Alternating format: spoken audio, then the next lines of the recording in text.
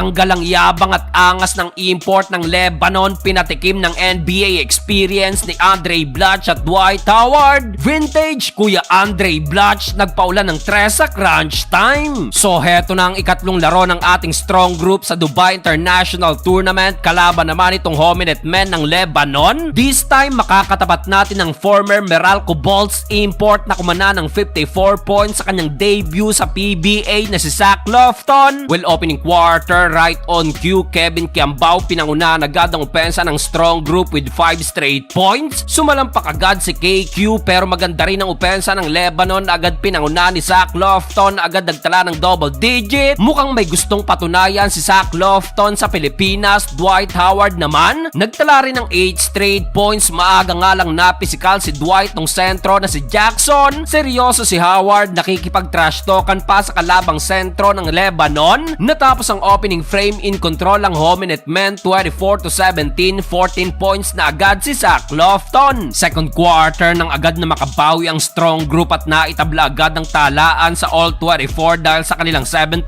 run. Naputol na lang yan sa another dunk ni Jackson. Grabe dunk party ang Lebanon, buti na lang take over din si Dwight Howard. Opensa at depensa, so far meron ng 16 points at 5 blocks si Dwight. Literal na napapalaban talaga ang NBA champion sa mga big man ng Lebanon. Natapos ang first stop nang asar pa ulit si Jackson after ng kanyang wing 3-pointer. Sumayaw at parang nag-twerk pa. 48-42, Lebanon up by 6. Start of the third quarter, hindi pa tapos mang-asar si Jackson after na naman ang kanyang wing 3-pointer. Heto't nang-aasar na naman, buti na lang at na-foul trouble agad sa pangulit depensa nitong si Dwight Howard. After nyan, dito na nagkaroon ng strong group sa panguna pa rin ni Dwight Howard. Mamaw dunk party na si Superman. Dito wala nang makapigil kay Dwight at finally first time kong nakitang ngumiti sa laro na to si Howard. Katulong niya dyan ang ating mga locals na sila Kiambao Heading at Justin Baltasar. Natapos ang third period, tangan-tangan ng strong group ang 4-point lead, 71-67. Fourth and final quarter, take over naman si Zach Lofton. 6-0 run lamang na naman ang Lebanon. Buti na lang vintage Kuya Andray Blatche, mainit na nagpaula ng 5 straight 3-point shot. On fire si Kuya Dre, katulong pa rin itong si Dwight Howard. A total of 18 points si Kuya Dre habang 32